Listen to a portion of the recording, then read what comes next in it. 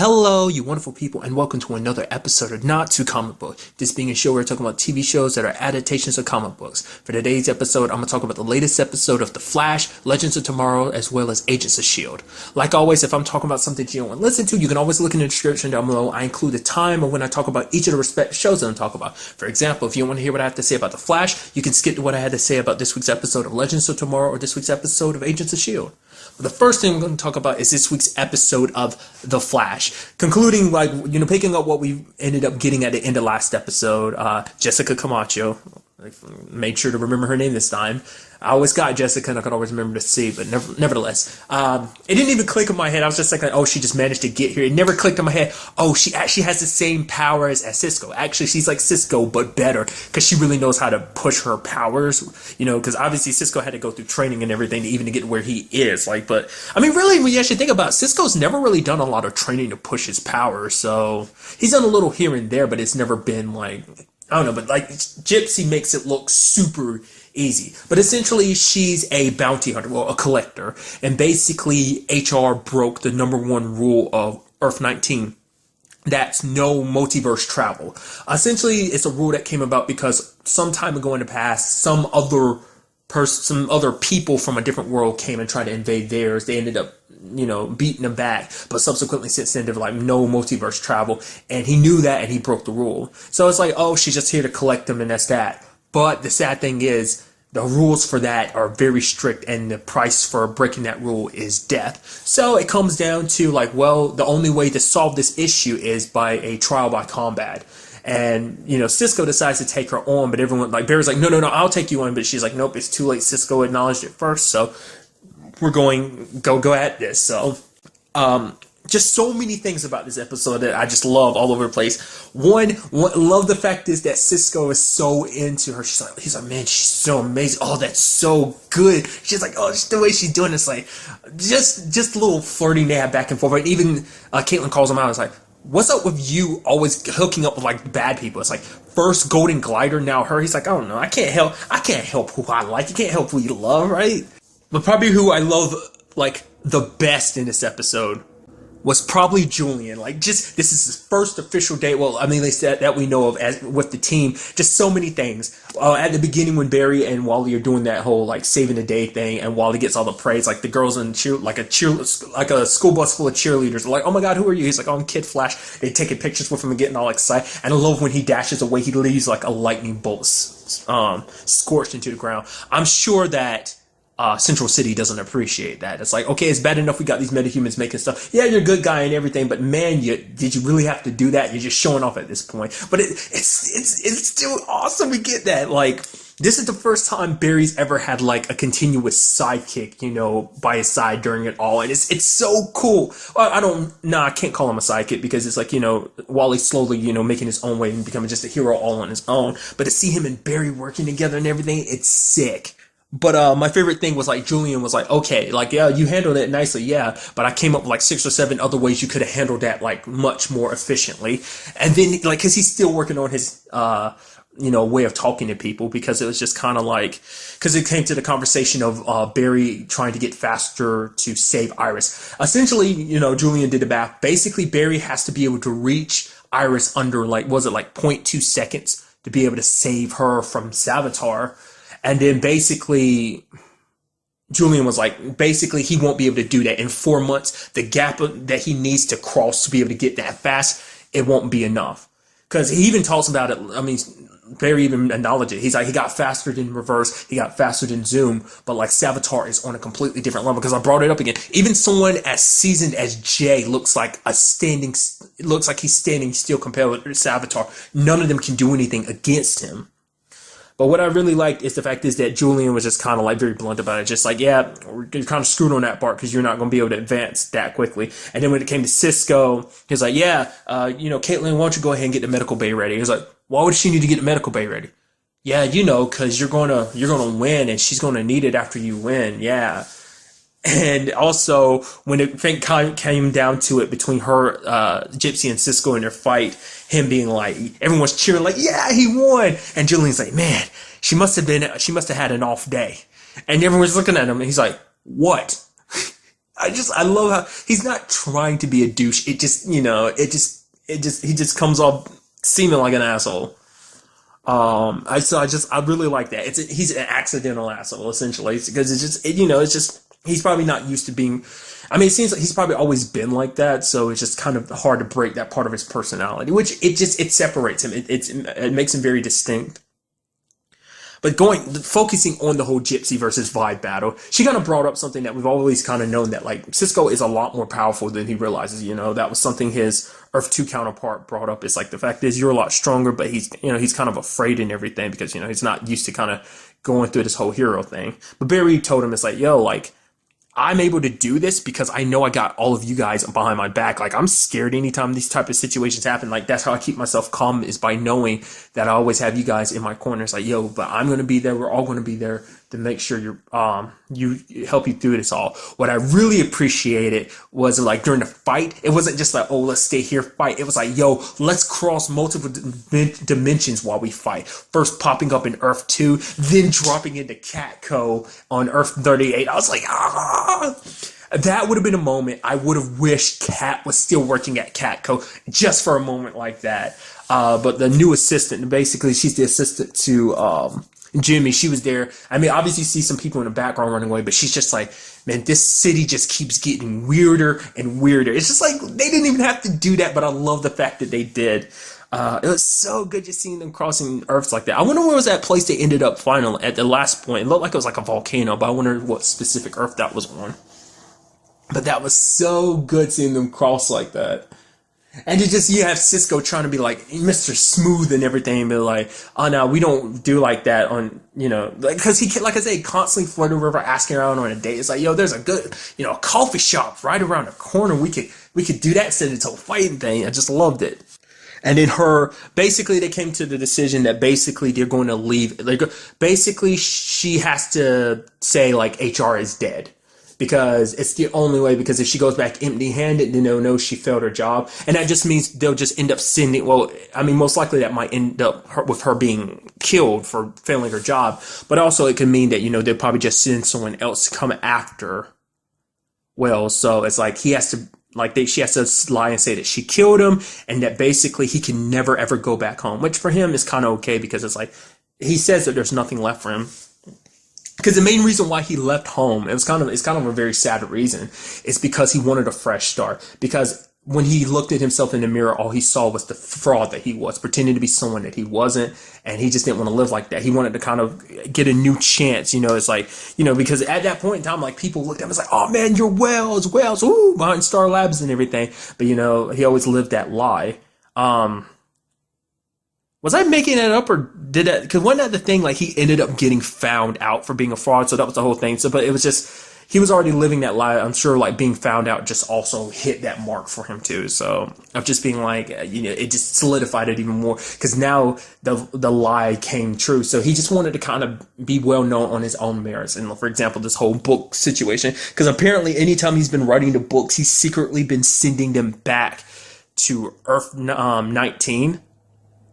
For people to read chapter at a time. That's why this whole situation happened, because he was sending those books off. And basically he wrote the books in a way of making himself look like a hero. Because I love that he did that at the beginning. I was like, okay, what's up with this? HR is there to save the day. Ha ha ha. I was like, okay, what's this all about? It's like, because he's charging up the gun and everything. I was like, is the gun going to misfire and not work, and Barry's going to have to save him or something? It's like, why are you out in the field? Oh, this is all in your head, because you're kind of like, you're writing the story as you're playing it out, like making himself look like the main hero and stuff like that.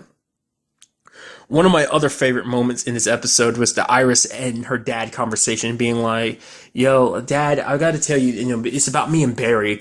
We have, there's always that point in time when, family has to get a little bigger. And Joe was like, oh God, I got to sit down. She's like, no.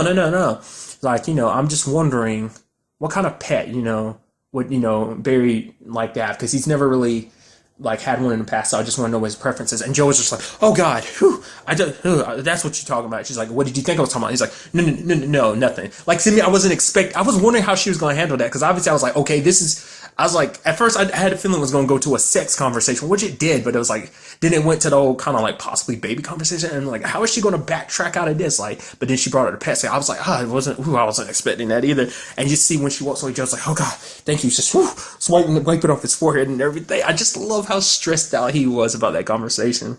I also love that in this episode we did get a little bit of that Wally and Iris like duo from Flashpoint, because she brought it up. It's like, yo, we could work on this together. And like, obviously Wally's like, no, Barry and Dad were like super specific about you not doing this, which I kind of agree with. It's like, but she even has Wally like sneaking over and like reading her dad's case files and everything, taking pictures of it.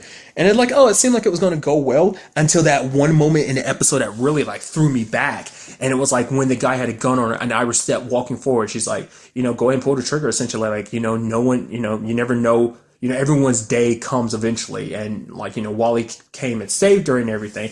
Their dad was super pissed about it. It was like, you jeopardize the investigation the DA was working on for a while and everything. Like, it had been something they had been processing, and it's like, you could have ruined it and everything. And then like the whole thing about like, oh, she could have been shot thing came out. It's like, dude, because at the time I was like, dude, like, because she kept throwing out the fact is like, oh, I'm not going to die. We already know I die in 4 months, so it's not like it matters. Like, I'm not going to die here, because she's kind of, but that's the thing about time, like, something she kind of forgets. Time is not set in stone. It's not 100% set in stone, because with things changing, she could end up doing something that ends up changing her timeline and makes it so that she dies a lot sooner. So, but at the same time, this situation kind of proves like, it kind of cements the fact is that she's going to possibly die in like 4 months. And a part of me was like, dude, is she doing that because like she has no fear? Like, she's so afraid that she's trying to pretend like she has no fear. It's like, well, I'm already going to die in 4 months, so what do I have to be afraid of? But it's more so than, well, it's a combination of that plus the fact is, she doesn't want to die not doing anything important. Like, she doesn't want to just be a daughter or a sister or a girlfriend. She wants to be more. She wants to do something more for her reporter thing. The whole time that I tend to forget that that's what Iris does, because it doesn't come up all the time, but it does come up often enough that I should remember that. Because it's like, no, just because that means we've got like multiple reporters on it, this whole team, because you have Kara being a reporter now, obviously, Clark being the original reporter, but Kara being one, and now, Iris being one. I say now, but like technically, if you want to think about it canonically, when it comes to the shows and everything, she was a reporter before technically Clark and Kara were, but like I said, just the continuity of the shows and stuff like that. But nevertheless, just basically she wants to leave her mark on the world. She doesn't want to die without doing, that's what she's afraid of, dying without making them. That's something any person, like, no one wants to die, like, not being important. Because I was about to say something that would be, like, super depressing, so I'm not even going to say what I was about to say, because that's a very pessimistic and just very negative thing to say, so I won't go down a route. But it was just kind of interesting seeing that side of her like that. To me, because it's, once again, the drawback of knowing the future, it affects you so much. Because, it's like, dude, how do we, like, because a point that Julian brought up is like, we saw HR in the future helping with the whole Iris situation, but it's like, who's to say you not sending him back to Earth 19 might change things for the better, it's like, you don't know. So it affects your decisions on whether you should do something or not. And it's kind of like that with Iris. It's like, I feel like it's a big, she says it's also because she doesn't want to, die without doing anything important. But that coincides with the fact it's knowing that she's going to die, because it puts a limit on herself. Because it's like, you could die at any moment, but it's been brought to life because she knows it's real. There's a specific time because when it comes to life is very unpredictable. You can die at any moment, but you don't really think about it. But now it's kind of put life in perspective for her, because it's like, time is running out. Like, I have to do something now, because if I don't, I'll just be known as, Iris West, the daughter, girlfriend, and sister is kind of what should be known as, instead of being like, Iris West, this great reporter. So it's like, it's a side that it's sad and scary, but at the same time, you kind of can't understand why she did what she did. So overall, very good episode. There's so many things I want. One, I want to see more of Gypsy. I hope we get to see more of her in the future, or something that, obviously, like, now they spark things between her and Cisco. It's like, this is 2 for 2, the second bad guy that he's fallen for. Granted, he did fall for Hulk Girl too, but sadly that didn't work out. I don't know how most people felt about the Hulks. I've heard certain people's opinions about them. I would like to see them more. I don't know if that'd be kind of would that solely be a Legends thing? I mean, because Hulk Girl did start on the Flash, so would that be a situation where like she could pop up there, or would it be more likely to see her on Legends? I would like to see them come back in some shape or form. And under what circumstances, I don't know, but it'd still be kind of neat. I mean, I guess it'd be more so a situation where the Legends would need them. Once again, I'm recording things out of order, but the whole Legends episode, because I saw it before, like, without going into it, basically, I saw the Legends episode before this just because I kind of got interrupted halfway through this episode, so I kind of had to watch the other half of it much later. But nevertheless, the whole Zoom thing that I brought up during Legends and stuff like that, I'm curious to see how that pops up in Flash. I mean, obviously, it seems like that's solely a Legends thing, but since it's part of Legends, I feel like it's going to have, I don't know, it might not have any part to play into the Flash or not, but since they're like, because they're setting it up on Legends, I feel like it's going to have to come back to the Flash at some point in time. I don't know what the circumstances might be, because I'd like to learn a little bit more about that situation, because it's something I didn't bring up during the Legends part, was the fact is that his color scheme is different. His color scheme originally was blue, but now it's red. So that was just kind of something that was floating through my mind. And Cisco brought up something very interesting about this new Wells. Like, there's the difference between HR and the other two Wells is that they needed the other two Wells, but it's a situation where it's on it's the reverse, where you actually have the HR needing them. It's kind of a situation where it's kind of like, I guess in a way, it's supposed to be like, it kind of makes Cisco feel a little more confident about himself, because that's kind of what he kind of lacks a little bit of, is confidence. And it makes him realize, it's just kind of like, to be on that receiving end for once. It's like, Wells have always done so much for him, and it's just, I guess on some, he kind of says it that basically he wanted to kind of return it in some shape or form. Because the original Wells is kind of one who set him on this path of being, a meta and all that. I mean, granted, that was Eobard. So it's kind of weird that you have to, it's so interesting that they never do that. They never actually refer to him as Eobard, because they refer to him as Wells. Because, I mean, even though he was pretending to be Wells and everything, he still played that role. So it doesn't erase the person he was pretending to be. He still helped make them into who they are. But at the same time, it's so interesting that they never refer to him as Eobard. They always, when they talk about him, they refer to him as Wells, as if he really was the real Wells. I don't know. I just think that was just, I don't know. That just kind of always piques my interest, because they never refer to him as Eobard. I guess because the kind of point is kind of like I guess maybe that they do that on purpose, especially when writing for the show, is they never refer to him as Eobard to kind of continue the point of like, oh, who is Eobard anyway? Eobard doesn't exist. Kind of whole, what I got to it about this week's episode of Legends. So I'm thinking that must play a role in it. It's so interesting now that I'm like being very referential to the fact that I record these out of order. I mean, it gives me an opportunity to make reference to other things that might tie in, like this whole situation with Eobard on Legends. Kind of, it ties in. I mean, obviously it has an impact on the Flash and everything. I mean, not directly, but you get what I mean. There's another thing too. I love that. I don't know what that is, but the fact is Gypsy has that power that basically, like, while he was running towards her and she stopped him, and it's like, does that mean something that Cisco can do in the future? Kind of referencing the point is, like, I think, like, what if, I don't know, like, time goes by and I've started thinking it might be less and less likely, the whole, like, it being Cisco that ends up betraying Team Flash. But like I said, I don't know. That's, like I said, that was my thought at the time, but it seems like it might be more, let's say, I hope it is kind of going to be true, because I'd like to see that just happen, that Cisco, whatever the circumstance, I don't know. It's just, to me, it's like we're at a position where we're getting Cisco super strong. I mean, I don't know. It just kind of, the fact is that they're souping him up like that. Obviously, it just means because he's going to be out in the field a lot more. And I won't lie to you, just kind of a thing that kind of popped in the back of my head. When Iris kind of had that whole conversation, I was like, oh, having a baby and everything. And then I thought about it, I was like, but if you guys did have a baby, that would lead to Impulse. That'd be sick. Which I'm like, dude, since we're also dealing with the future already, that might be a season finale type of thing. Like, oh, when it's all said and done, all of a sudden we see a kid running in and like, yo, who are you? He's like, my name is Impulse and I'm from the future. And I'm like, dude, just the thought of it, I'm like, dude, I'm like geeking out already, dude. Like, you can't see it, but I have like the dumbest smile on my face just thinking about it, because that'd be the sickest. Because we'd have so many speedsters. We have Jay Garrett. We'd have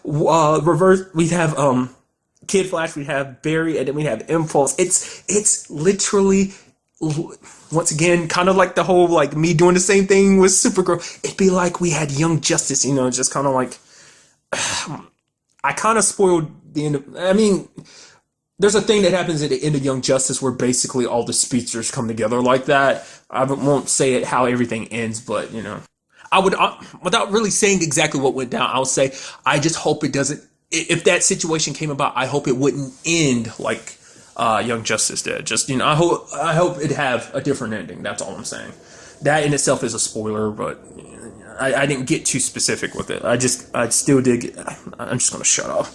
I just, like I said, I know Young Justice is coming back and everything, which I still need to go back and rewatch the first 2 seasons to kind of get ready for that. Guys, I don't even know when that's coming out yet. But nevertheless, it's just, I want Young Justice live action, dude. So I want, it's all right there. It's just like any of the shows could do it, dude. Supergirl's kind of taking them steps with McGon, and it's like, we got Kid Flash over here with the Flash. It's like all the pieces are there. We just got to put them together. I mean, granted, we already had our crossover, so we won't be getting another one, but it's like, hey, next season of shows definitely can. So, I mean, really, I'm sorry, I'm just rambling on and on. I do apologize about that. So, anyway, God, I forgot, almost completely was about to end this without talking about the final note that Barry was like, oh man, look at you, all you getting faster and faster. And he's like, so it's not going to be me that saves Iris, it's going to be you. Because more so than anything, it's just because, I guess it's because whatever the situation is, for some reason, Wally is able to, his powers have been increasing in leaps and bounds. Maybe he's just like, for some reason, maybe just a speedster, like, he was always naturally meant to be a speedster. Like, legitimately, like, because I brought it up before, but it's like, it actually kind of coincides with what I was mentioning before. I didn't even do that on purpose, the whole, like, Young Justice situation, because it kind of seemed like, you know, it kind of was a situation where Kid Flash kind of ran faster than everyone else in that situation, so it's kind of like, huh. So maybe Kid Flash always has, like, a little bit more oomph to him. Maybe there's something else. Maybe the Speed Force has always taken a special interest into him. So maybe, I think he's probably the fastest, and I think Impulse might be the one that has the most tricks up his sleeves. I don't know, like I said, like, my only experience with Impulse has ever been Smallville, and even that, obviously, that's a very different, to me, he was more like the Flash than he was the Impulse, but nevertheless, but it was like, you know, Young Justice is kind of that was like my first experience with Impulse, because, like, I brought it up in some other form, I'm sure, but the fact is, when I was originally watching Smallville back in the day, you know, when I only caught episodes here and there, I thought that character was the Flash. I didn't know who Impulse was way back then, because I was like super early in the series when Impulse got introduced. But nevertheless, once again, I do apologize for rambling. So I'm very interested to see how that all plays out, like getting Wally to do it, because it also gives him a little bit more backup. Because it's like, because the question is, during the future, why isn't that Wally isn't there? Because you would think you would have more than one speedster, especially if Wally's there. So I don't know. I get the feeling there might be more to that whole future thing that Barry just hasn't quite figured out yet. But also the whole situation is like, because now what's running through my mind is like, the fact is that they're blatantly like, oh, who will be the one that gets killed? Obviously it's Iris. Just like my thoughts on the whole Cisco being the one to betray the team thing. Like, the future is so malleable. Like, they change the wrong things, and it could easily be someone else that gets killed instead of Iris. So just certain things to kind of keep in mind going forward. So. And now moving on to this week's episode of Legends of Tomorrow. A very good episode that did a little twist. Obviously, the Legends are part of this episode, but a big focus of, I feel like the bad guys in this episode really kind of got their time to shine. And I look like, it's so interesting because it's like, I mean, especially because they played like the intro kind of like that too. And I was like, ooh, I like the way it looked and everything. That was pretty cool. But also, you know, when you break down the color scheme and everything, it's kind of like a darkish red compared to the Legends blue and everything, you know, good versus evil type of situation.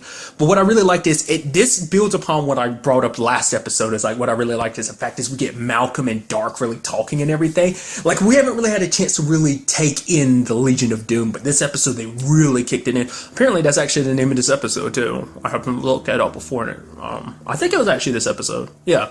But nevertheless, we really get to see them interact with each other, and I love it because it's like, yeah, the Legends are dysfunctional, that's to be sure, but so are the Legion of Doom, and it's like, dude, it's so good because they don't like each other, they don't trust each other, it's so good. Which, I mean, granted, the Legends were kind of like that at the beginning, and I love the fact that the Eobard is like, well, we don't have to worry about the Legends because they're idiots, they're stupid. That's just like, tearing down the heroes like that. I love it.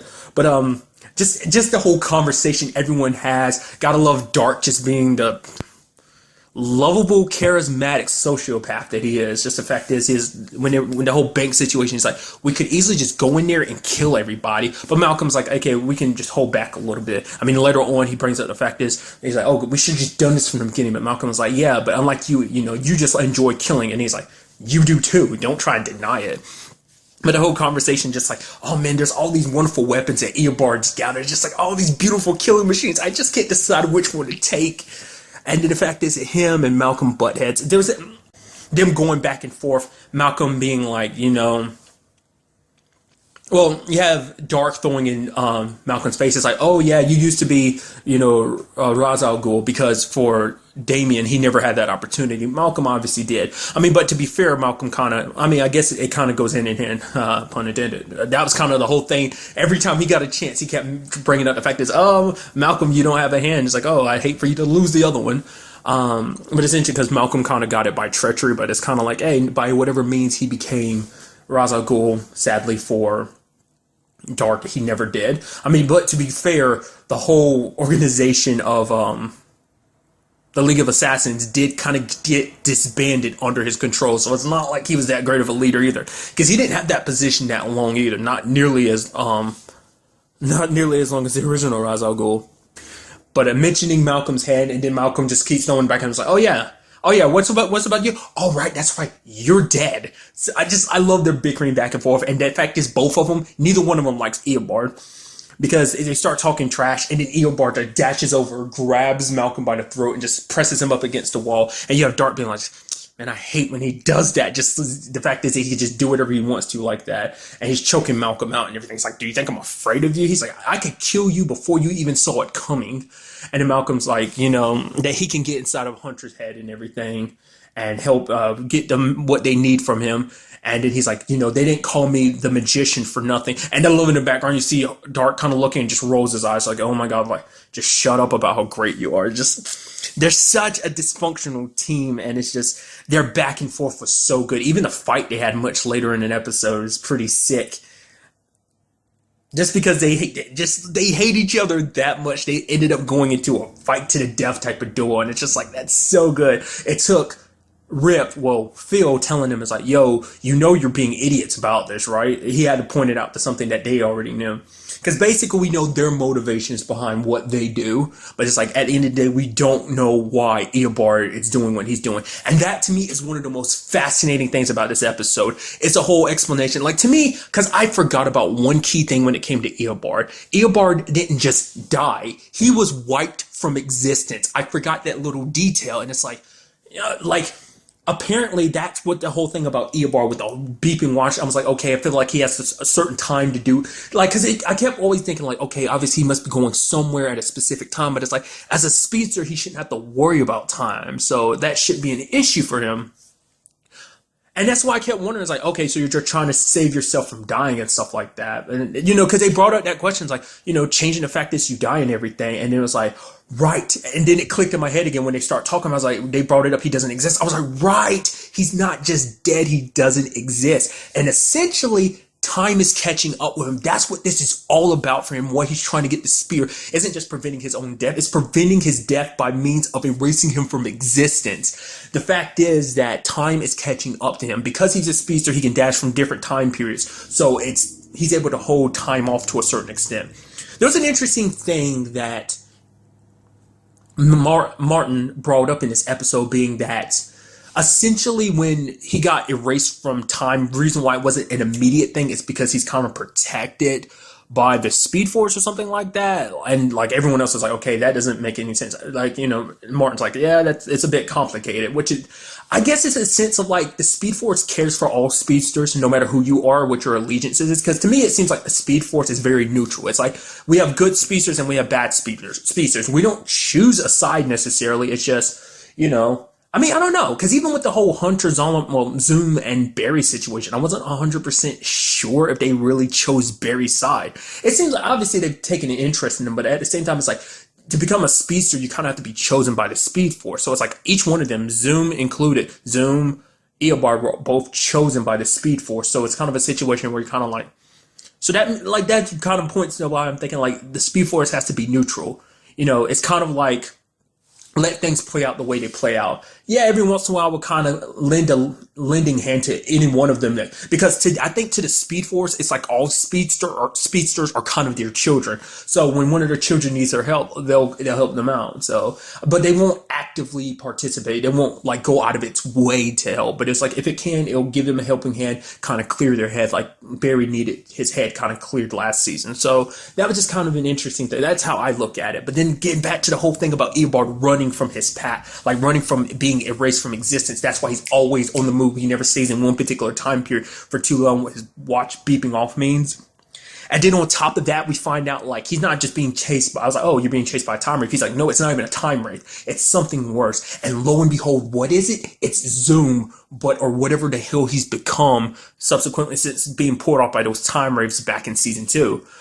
I heard someone bring this up. I think it was like, the Source Fed Nerd guys with Superhero Roundup back in the day. Like, I think they brought up what this thing kind of is. I think it got mentioned earlier. Like, they had mentioned it earlier sometime last season when it came to last season, but it was like, I can't remember what it's called. Essentially, I think it's basically a speedster of death is what I think it is. And when it comes up, the reason why it looks like Zoom, I think is because the essence of the speedster of death or whatever came and possessed his body. It needed a body, so it chose Zoom because, I don't know, or maybe they made him into speedster of death, whatever the case may be. He's after Eobard, and he's very different from a time wraith. The fact is that he can find, like Eobard was able to kind of hide himself away from time wraiths and everything. That's something we found out last season. He's like, oh, he was always good at covering up his tracks. But now he's facing something, this thing after him is like a monster. It can sense out the speed force in him and can track him down across whatever time he's in. That's why he's always running, because he knows it's like right behind him. It's almost scary. Just, you see this thing just moving around. It's snarling. And like the point is they basically had Eobard stand still at one moment. Just so, because it couldn't sense him if he wasn't moving. Because I guess the speed force only really activates in you when you're moving in general. Okay, every move you make is kind of like, I think, because I was thinking like, oh, he just wouldn't use his powers or something or block his powers. But it's like, no, the speed force is still running in his system even if he's not using his powers. So I guess if he's still momentarily, I guess it might kind of settle the speed force in him down to the point that it can't be sensed. But nevertheless, that was so good. They locked it away and got away, fortunately. But now we have them kind of working as a team. And now, it's just to me, one of the most beautiful things about it is just the fact that they're working as a team.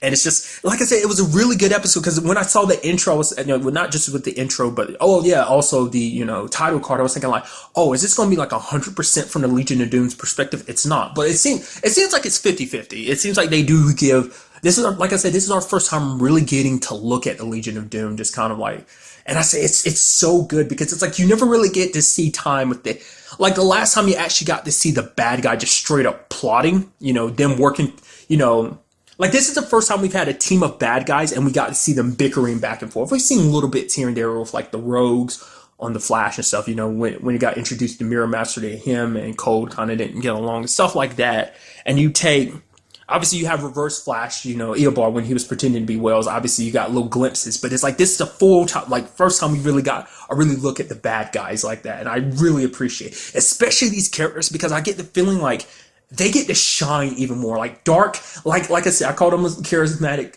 psychopath, a sociopath, but it's like he has a very charismatic side to him. Just the way he acts, it's just like he's a lovable villain. And then combine that with Malcolm Merlin and Eobard, who Eobard just thinks he's naturally better than him just because he's from the future and knows everything. So I just love this team of. I'm very interested because I know who else joins the team. I want to see. I think I've already mentioned it, but I know I'm very inconsistent with the whole thing, but I can't wait for that other person to join them. And it's like, I wonder how long do I have to wait till that happens?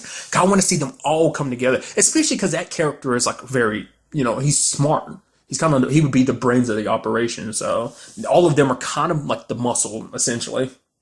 Also, that whole thing about Rip's tooth, I thought that was kind of an interesting thing. Apparently, that's kind of a Time Master thing that basically they hid code on his teeth. It was basically connected to a Swiss bank that he hid something in a safety deposit box in 2025. Turns out the thing he hid in there was his memories. My question is, how did Dark know about that? Like, I guess, as part of the League of Assassins, you kind of learn to think outside the box. It's like, you have certain things hidden on your body. I don't know. It's like, I don't remember them pointing, not unless I missed it, but I don't remember them pointing out like, oh yeah, that's a possible, like, who would think to look at someone's tooth? And I love the fact that you almost have Malcolm being almost squirmish, like, yeah, he's like, oh, take a look at it. He's like, his tooth, no thanks. It's like, really? You out of anyone? Like, that's kind of interesting.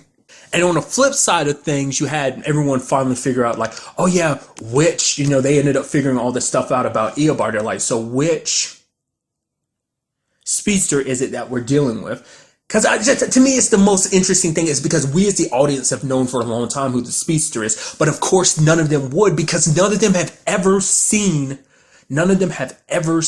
Barry's face. I mean, God, Eobard, I don't know why I said, none of them have ever seen Eobard's face, his true face, because even when you take Stein when he was Firestorm helping him that one time, it's like, he saw him as well, so he never saw Eobard's real face.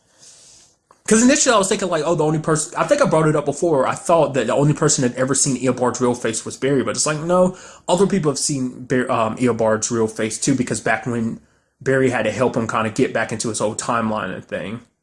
I think, yeah, that was like last season.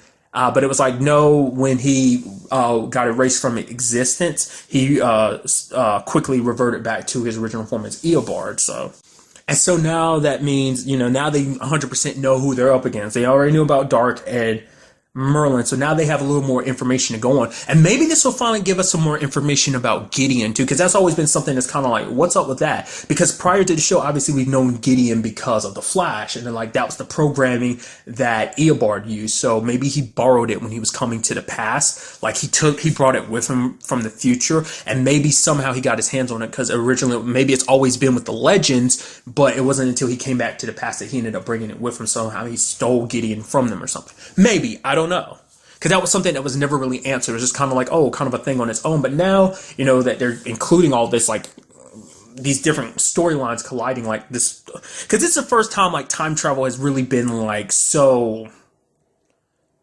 Like, obviously, Vandal Savage, it was like, he's always in these different points in time because he doesn't age and whatnot, but it's like, this is the first time that they have to travel in time after someone specifically, not because, like, Vandal Savage never really moved throughout time. He was just always in one spot because he was always, never aging. But this is time to facing off against someone who can move through time just like they can. So that was it adds a different perspective on things and just kind of brings a new challenge to facing him. Like I say, it was also kind of our first time really getting to see like a different side of Eobard too. I have never seen Eobard scared before. Like at no point has he ever been like, oh, terrified of anything, but it's like, no, this like situation scares him because it's like, what will that thing do once it catches up to him? Will he end up turning up? Like, that's what I want to know too. Is it one specific thing? Is it that Zoom became that thing, or did that thing possess Zoom's body? It's like, maybe it possessed his soul. It seemed more like it might be a possession type of thing, but whatever it is, he doesn't even look human. Well, I forgot the last time we saw him, he didn't 100% look human when he was being dragged away. It looked like he was aged rapidly when the time waves touched him, because that's kind of what they do too. So, but another storyline that popped up in this episode was the whole Lily situation. Everyone now knows about Lily and her being a time aberration and stuff like that, and then she herself finds out about it. Because, Martin never originally had kids, and now she kind of, I mean, it's understandable why she acted the way she did. It's like finding out that basically she wasn't supposed to exist, that she's kind of something that happened because time got messed with. And she's like, oh yeah, the fact that, because it makes the matters worse is because like, oh, you and mom didn't have kids before you went back and kind of messed with time, and now you do. And it's like, that's why you didn't know me and everything. I am a complete stranger to you. That's gotta hurt. The person that you've grown up and love and adored, the person that's there, that's always been there for you, kind of your rock, and then you find out it's like, oh, they don't even know you because you weren't supposed to exist. But Martin was able to talk to her and make her realize, like, yeah, because he brought up something interesting that, and that being the fact is, he was always afraid to have kids with Clarissa because he didn't trust himself, because apparently there's issues with his dad, which I'm surprised, even when going back into the past, stuff with his dad was never brought up. Maybe that's something that's going to come up in the future, but maybe it's just like he actively went out of his way not to bring up his dad in conversation. But it seems like his dad never really said the words "I love you" and whatnot, and so for him, he was always afraid that he would carry on. He's scared that he would carry on that tradition, And so he was afraid that he might be the same way if he ever had a kid. So that's why him and Clarissa never had kids. But now he's like, you were not a mistake. You were like one of the greatest things that's ever happened to me. Time doesn't always give you what you want, but it does have a way of giving you what you need. And it's like, I need you. And it's like, that's it. I hope we get to see more of her in the future. I really like Lily, just kind of exactly like her dad, just as smart. And I love the fact is that Martin told her about the whole Firestorm situation, but she didn't believe him. I can't wait till she actually gets to see it. It's going to be amazing. I mean, not unless she talks to Clarissa about it. She's like, yeah, Mom, Dad told me some crazy story about being Firestorm. Oh, yeah, your dad wasn't lying. Wait, what? Yeah, your dad's kind of half of a superhero. That's cool, so. And of course, I love that. I don't know why Mick even did it. He did it just to be a dick. He's like, oh, yeah, fake champagne for a fake person. She's like, wait, what did you say? And Ray looks at him like, what are you doing? He's like, oh yeah, just tell her, you're just an abrasion. He's like, no, beating his head. What was the word the doctor said? Martin said, right, aberration. And it's like, you're such a dick. It's like he breaks the news to her and he's like, yo, Palmer, tell her the truth, and walks away. It's like, you're such a dick, Mick. You didn't even have to do that. Even because expressly Martin was like, don't tell her anything. It was talking specifically to Mick, and Mick's almost like, why are you looking at me specific? Because he knew, he's like, even later on, he's like, yeah, it happened predictably. He knew it was going to happen like that, so. And then also we had them kind of, because they ended up getting Rip's memories, it seems like they tampered with them too. So that at the very end of the episode, we see him going back to the Revolutionary War and apparently killing George Washington. What that's about, I have no idea. Like, to me, I'm guessing, like, maybe they're going to turn him into possibly a member of the Legion of Doom, because, like, they've obviously, like, Eobard messed with his memories before giving them back and everything. So it's like, what that means, I have no idea. Like, it'd be kind of cool if he was kind of temporarily turned into a bad guy, and basically the Legends would have to kind of fight him. Maybe he doesn't even remember the Legends because maybe they wiped out that part of his brain or something. I mean, his memories, and just maybe even went as far as replacing them and making him think like, oh yeah, you work with us type of thing. So overall, a very good episode. Like I said, like it's still interesting. Obviously, like everyone's kind of armed up on both sides, and it's going to be crazy to see what happens next episode with, the information they found out and everything. Like I said, I hope we get more answers to that whole Eobard situation, like what's up with Zoom and everything, what that means. Like I said, like I refer to it as like the speedster of death, but like I said, it has a specific name and I just can't remember it. So for now, I'm gonna leave that blank. I'm sure that I'm definitely know that's something I could Google, but I kind of want to go in the dark about that. So, and now moving on to this week's episode of Agents of S.H.I.E.L.D. Oh, it's so good. We have the return of Patton Oswalt. I love Patton Oswalt. It's so good. Playing like the different versions. He's playing Sam and Billy, who were basically kidnapped by the Watchdogs, because this is all for the purposes of getting the Darkhold, because apparently that's who Coulson left the Darkhold with. So he did such a good job at playing. Like, the fact is, I love so many different ones. Like, first, you had Billy when he was captured, and he was just trying to act tough. He's like, you're not going to affect me. You're not going to stop me. Even if you torture me, I won't give you anything else. I don't feel any pain. The door closed. Oh my God, I'm in so much pain. That guy really hurts. Like, he hits really hard. He's like, asking Radcliffe, do you have a cyanide pill? He's like, cyanide pill? He's like, or a paper bag that you could put over my head and just suffocate me really quickly, just so he wouldn't talk. And he also had him as Sam, being like talking to Daisy and be like, oh man, I look Quake, you're so amazing. She's like, I'm not so keen on that name. And he's like, I'm sorry, but just like, you're a superhero and everything. She's like, I am just, like, we've known each other for a while, which kind of brought up the point. I was kept wondering during the episode, I was like, when's the last time we've seen them? And then he kind of like, oh yeah, but he's like, the last time I met you, you're a Sky, but now you're Quake. I was like, all right. So that was back in season 2, because that's the last time she officially went by Sky. So I was like, I thought that was kind of the last time we've seen him, but I was like, dude, he's like, yeah, I mean, the fact is you're a big sensation even on the internet. There's so much fanfic written about you. I mean, he's like, not like I would know anything, just stuff I've heard and everything. He's like, there's even some with you and Black Widow. I'm just like, dude, you're so weird and awkward. I love it. And, because going along those same lines, we ended up finding out more about them. To me, my main understanding has always been like, oh, they're robots or something. Because basically, apparently there's like 5 of them all together. There's Sam, Billy, Thurston. Well, no, I think, what was the last one? He's the one, they kept bringing him up. He's the one that got killed by Ward back in season 1. I forgot his name, but it wasn't 5, it's 4. I mean, technically it's 5 because apparently they have another sibling, but it's a sister named LT.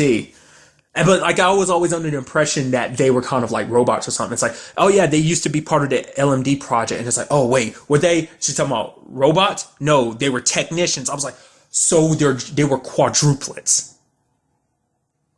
That's what this came down to. They were originally quadruplets. So I think that was kind of them kind of being like, oh, everyone thought that it was this way. Yeah, we're just kind of add this little thing here to be like, nope, you were wrong this entire time. They're regular people. They're just quadruplets.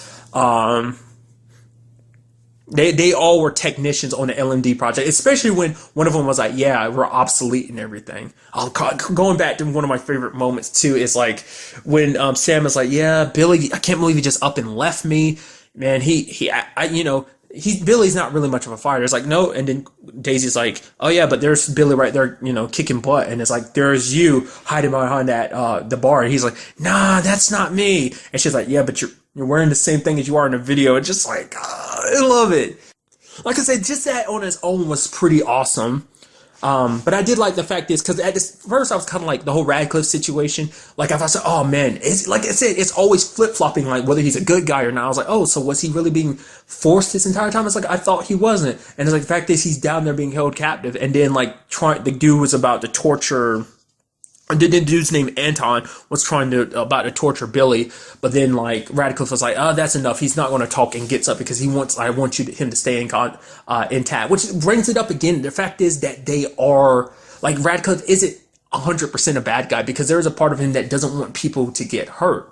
I mean, obviously he has his own way of doing things, but at the same time, it does seem like no matter what his motives are, he doesn't absolutely want people to get hurt. It's something what Coulson said, like basically even working with the Watchdogs is a means to an end. He doesn't believe what they believe, but he's just doing it because it's like they've got the fun, obviously they're connected to the senator and obviously whoever the superior is, so they're well funded and everything. So it's like, why not work with these people because they'll make doing what I want to do much easier.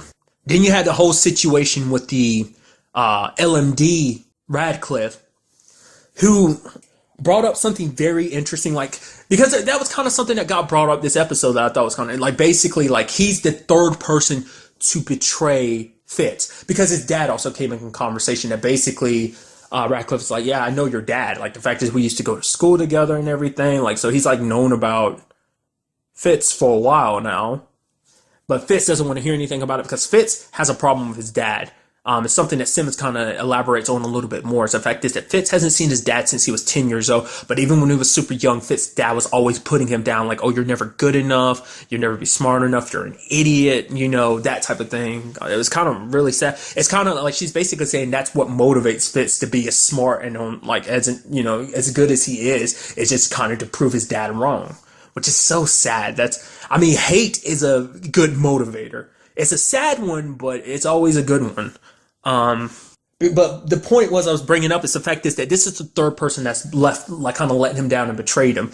The first person was his dad. Second person was Ward, and now Radcliffe. Everyone he gets close, some of the people he gets close to end up betraying him and everything.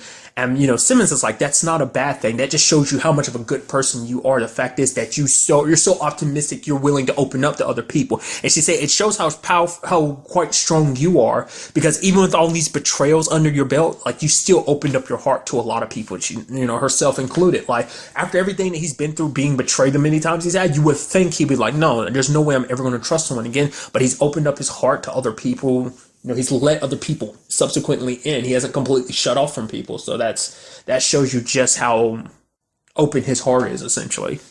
And then we ended up finding out more about the whole Radcliffe situation, because it was like, Fisk was trying to figure out Radcliffe's, LMD Radcliffe's code and everything. But then he kind of found out, it's like, oh man, it's 100% gibberish. To me, I was thinking immediately, I was like, oh, did his dad secretly program this or something? And it's like, no, what's really powering the LMD is his brain. Because I'd completely forgot about that. Like, I let it slip my mind. Because originally I brought up I saw, back during, the first half of the season, you saw, I don't know if it really call it, but, before the winter finale and everything, you saw Ida Ada putting the, making that brain after she looked into the Darkhold and everything. To me at the time, I was like, oh man, she's trying to build herself a real body. Obviously, we know that's no longer the case. So I kind of let it slip my mind, and it's like, oh man, we see that's how they operate. That's how they work the way that they do. They know all the things that they do about the people who they're impersonating. In this particular case, Radcliffe is what makes him run. It's almost like an artificial brain that she created thanks to the Darkhold. So. And it turns out that there's also one in May, which that situation sucked because it was a whole situation of like, oh, let's get closer and everything. May couldn't fight her programming because it's like the moment she got the Darkhold, she couldn't let it go. She was like, she knew she couldn't let it go. And the reason for that was because Radcliffe programmed her to be like that. And it's like her and Coulson had just kissed when Fitz and Simmons had figured it out, and then Coulson figured it out too by the way she was acting and everything, like, because the real May would never betray him. But then she's like, the fact of the matter is, I am the real May. She's like I said, it's that sad moment where it's like, even being a fake, she's like, no, I have, like, how am I a fake? I'm everything that the real May is. I have all her memories. I have all her feelings. It's like the way I'm feeling now is the way May really feels. I just happen to be in a position to open up about my feelings. It's just like, and now he's wondering, like, just how long has May been away that he just didn't realize it. I'm sure that's going to be a kick in the back of his head, too. The fact that he didn't realize this was a fake May. But the fact that she's like, no, these feelings are mine. These are real. I'm real. And it's just kind of like, oh, because she loves Phil. And it's just, that's what she wanted more so than anything. We've already established that. And it's a little heartbreaking that things came down to the way they did. You do know that the person that hurt her was Quake, Daisy. It wasn't actually Phil. He never actually fought her or took her down or anything. That was all Daisy. So they've disposed of the other two, the other Ida as well as the LMD Radcliffe, but they're keeping May around because it's like, for Coulson, it's like they're basically whispering, they're like, if Coulson ends up, if something happens to May, this LMD would be the only thing of May he has left. So it's like, until they find her, it's just like, I guess also it acts as a bit of motivation because it's like, yeah, this is May here, but it's a fake May, so this keeps me extra motivated to go find the real May wherever. Well, I was about to say wherever, but she's on the submarine with the Watchdogs and Radcliffe. But there was some things that were brought up in this episode. For one was like, obviously the Watchdogs want to wipe out all Inhumans, and that's what they plan. That's why they're working with Radcliffe too, is because if they can get the Darkhold, there's going to be potential to wipe out all Inhumans with it. Which, once again, Radcliffe, it's very indifferent towards Inhumans. He realizes that there are some bad ones, but he also realizes there are some good ones too. For the guy that's there, his name is Anton. I don't think he's actually the superior, which kind of in the back of my mind, I was thinking like, I kept thinking like, the fact is they're going out of the way to introduce Fitz's dad. It means he's going to play some role in all this. So it's like, maybe he's actually the superior, and maybe that's, because just the fact is they set that up, because that's something that's never been brought up before, but for them to set that up now, obviously it's got to have some impact in the future. So what would be more impactful than making his dad like the head of a group meant to wipe out a species that's not that different from their own. Just there's some, alien DNA mixed in there that gives them superpowers and stuff like that. It's just like any situation. It's not even just like with Inhumans. Like, any person with powers can be bad. I mean, it's like, you don't hold everything that Loki does against Thor, do you? Even though they are brothers. But I guess that's kind of a different circumstance, I guess. But it does seem like he has a different perspective than most. Like, to him, he's like, they're unnatural. He's like, they're not to be blamed for what happened to them. They didn't choose to be what they are. But the fact is they are unnatural and they need to be wiped from existence. Obviously, I don't agree with that mentality, but it's still like something that's like, you not understand, but you can see where his conclusions come from. It's not like he blames them for being what they are. He just blames them for what, is saying that like they exist, essentially. So that's what it comes down to. It's not their fault, but they still exist and they need to be taken out of the picture. And for him, he kept alluding to someone. He's like, there's someone in particular that's to blame for everything that's subsequently happening.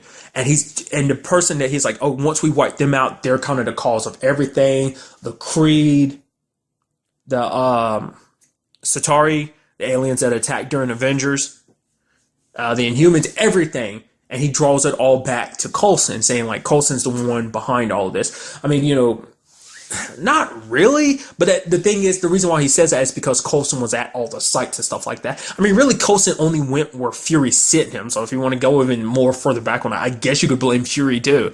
I thought in general, I was like, oh, he's just going to blame S.H.I.E.L.D. in general, but it's like, no, the main focus was Coulson in particular, because Coulson's popped up in different places. Obviously, the individual movies that led to things being the way they are, like for instance, him popping up in Thor, how that whole situation played out in their first Thor movie. And now everything that subsequently happened on Agents of S.H.I.E.L.D., he's kind of been at the center at. So, I mean, he kind of has to be at the center of it because, the alien blood in him is how he actually came back to life and everything. So, it's just kind of interesting. And it almost looks like Radcliffe is reluctantly being like, okay, let's work together and, I'll help you take down Coulson. It's because he doesn't have a personal problem with him. He's just trying to get his whatever, trying to do his own thing. Which, like I said, I'm not 100% sure what that is. I get the vague notion like he has mentioned it, but I'm kind of blanking on it. I mean, to me, I keep thinking like, oh, obviously the LMDs type of situation, making them more realistic, having more control of them. Like, the fact is that, well, no, he said in this episode, basically making a better world. What that really entails, well, we really won't know until things kind of play out a little bit more. It's something him and Anton kind of bonded over because it's like the watchdog and him kind of want the same thing. They want a kind of utopia, a better world. So it's kind of like they have similar goals in that sense. So, but overall, just like a really good episode. Now they know who some of the people working with Nadir are.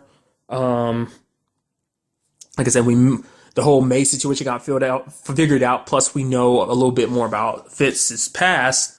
The fact is, it hasn't come up in this episode. I'm very, there's that whole investigation that Nadir started to look into S.H.I.E.L.D. So when is that coming up? Or is that something that's kind of been happening this entire time? Because we didn't see May nor Talbot this episode. And so, I mean, you could argue like, well, Talbot's probably off, doing Colony, Adrian Pastar and everything. I brought it up there and I might as well just bring it up here too. But that's probably one reason for that.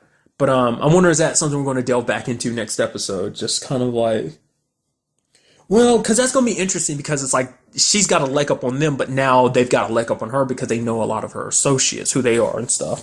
And it was kind of trailing back a little bit. There was kind of that moment where May, LMD May was asking to go with Radcliffe. It's like, take me with you. And he was like, sorry, but you weren't built to last. And I was just like, oh, like she's kind of been rejected on all fronts. She was rejected as May by Coulson, and then she was rejected by going along with Radcliffe. And it's just kind of sad. It's like now she has nowhere to go. Like in one instant, like she knew what she was, but she was trying to fight it. She just wanted to be real May. She just wanted to, give into her feelings and just be with Coulson because that's what she wanted. But, it's almost like an almost philosophical thing. It's like philosophical element to the episode because it's always like, because basically it kind of comes up between like, oh, can you really compare it, like differentiate between a machine and a human? Like, because it's like, because especially that conversation between Mac and Radcliffe, it's like the fact of the matter is the soul is something that's not really comprehensible.